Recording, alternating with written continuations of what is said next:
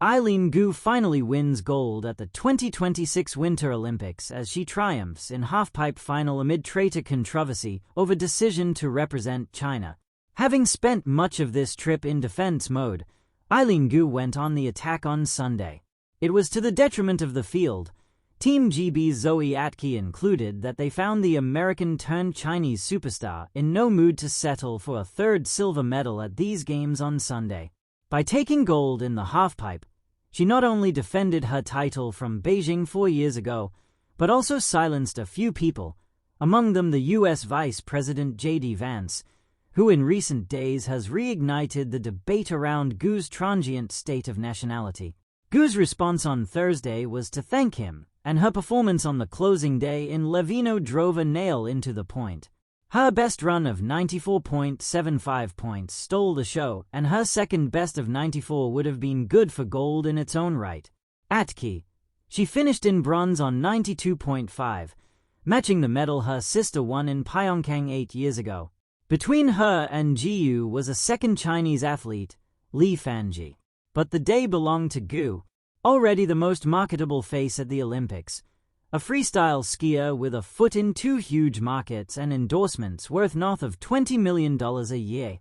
This had been a complicated stay in Italy for the 22-year-old.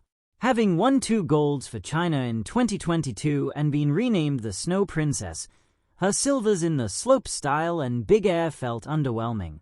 A brave journalist asked about that earlier in the week, and was scotched in return by a chilly retort.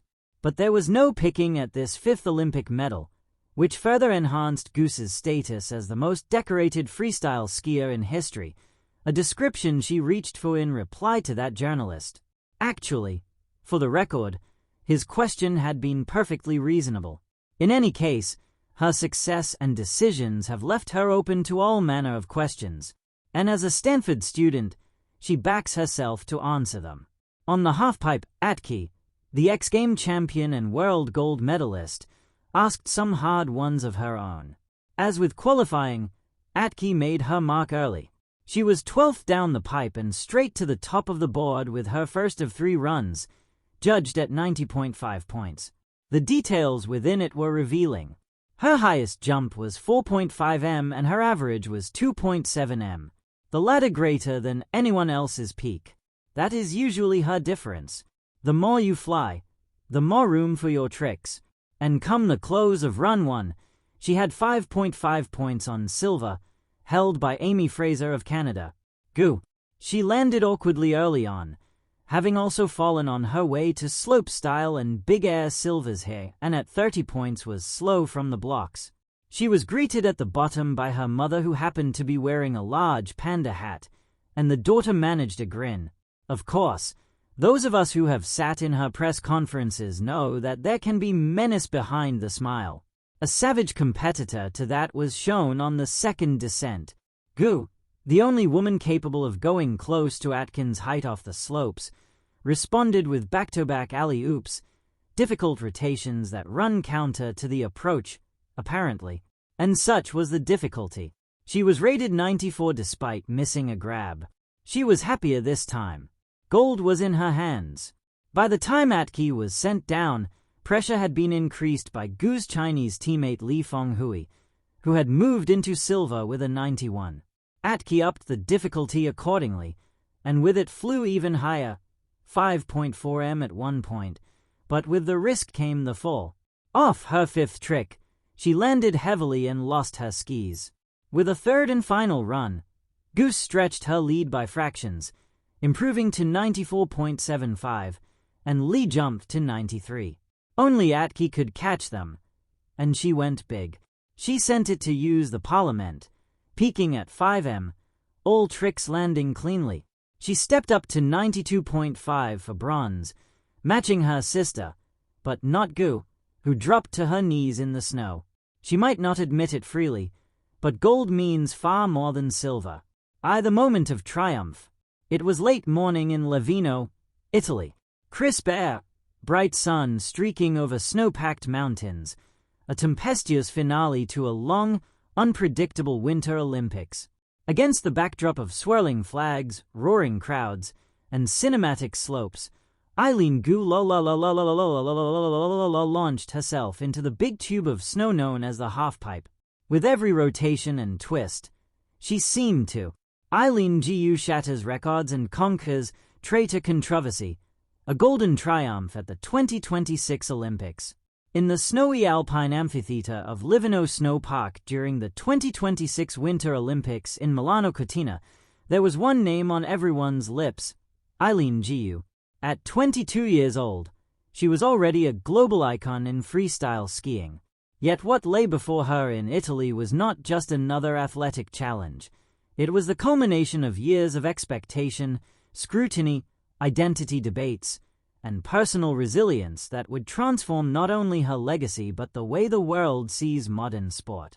Gu entered the women's freeski halfpipe final as the defending Olympic champion, a title she first earned at the 2022 Beijing Winter Olympics. But this time, the path to gold was fraught with even higher stakes, not only to defend her title but to silence critics who had turned her journey into a decades-long cultural debate. A run that echoed against the Alps.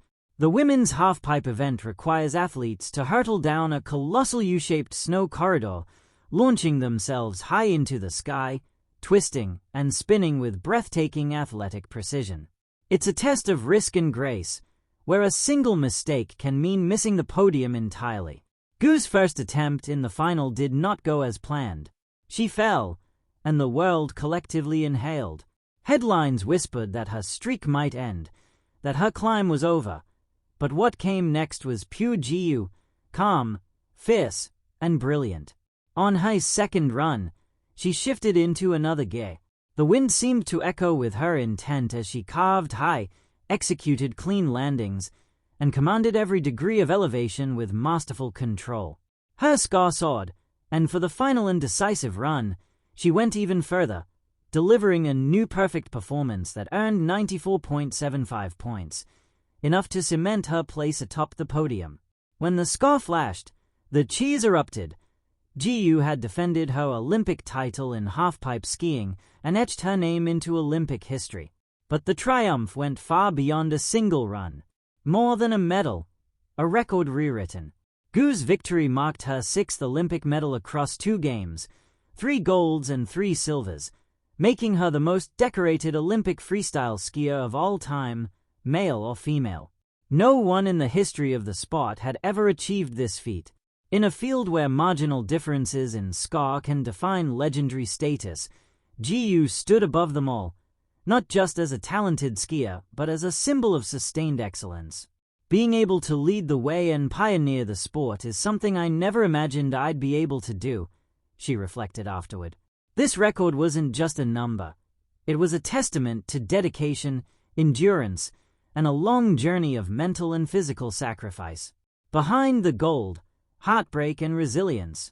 But even the glory of victory could not shield Gu from the most poignant moment of her life. Moments after celebrating her win and as cameras circled to capture her elation, she received